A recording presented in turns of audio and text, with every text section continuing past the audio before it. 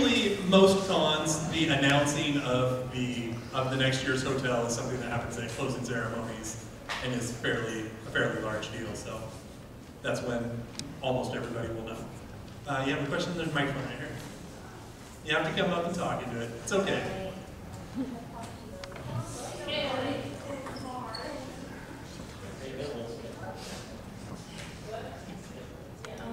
I just wanted to say, my first year at Kumoricon was at Vancouver, and I was wondering if there's any chance we'd be able to go back to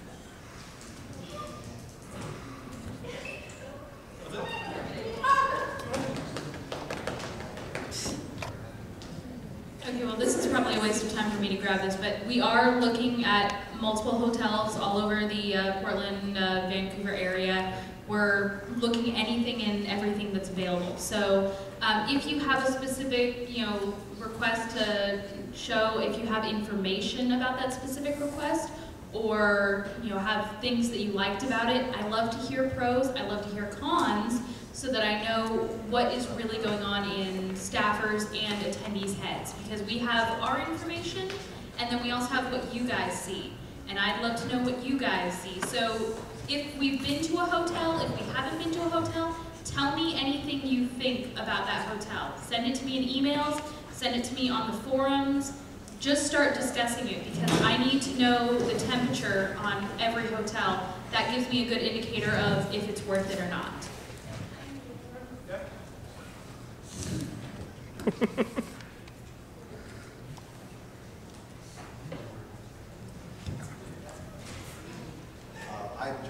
Just an opinion, I would like to, whatever the hotels are being considered, select one thing I just kind of personally would like to recommend against.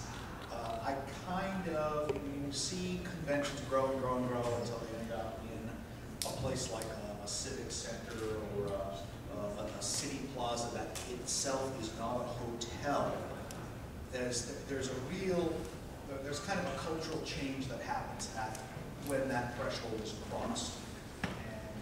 Just my personal preference that a convention like this happens within a hotel, a single hotel, possibly, I don't know if you really had overflow a little bit into a nearby hotel. But the thing is, if you have an event like this that's in a convention center, and then the distance to the event areas from where you're all in your hotel rooms where you keep your personal stuff, where you keep your equipment, where you keep your computers, where you keep your stuff, where your panels, where you keep your costumes, will require transporting that stuff in public.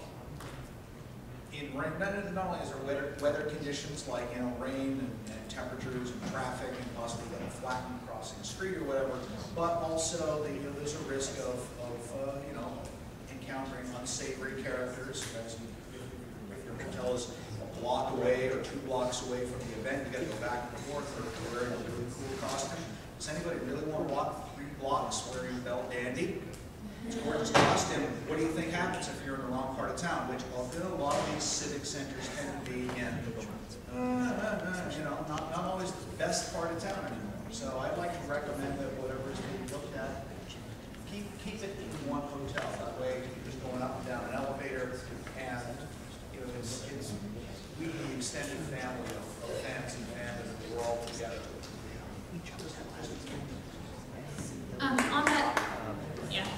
On that subject, obviously we're nowhere near big enough to jump to the Oregon Convention Center, and I've said that multiple times on the forums, and you can find my information on that, multiple people's information on that. But we have no intention to stray away from our hotels. They are our bread and butter, and it makes it easier for you guys, obviously, to stay at the hotel and function in the con space. And we like being able to have our staff specifically right there on site to help us whenever we need you, which is great. Anyone else? Going once? Going twice? Oh, doodle.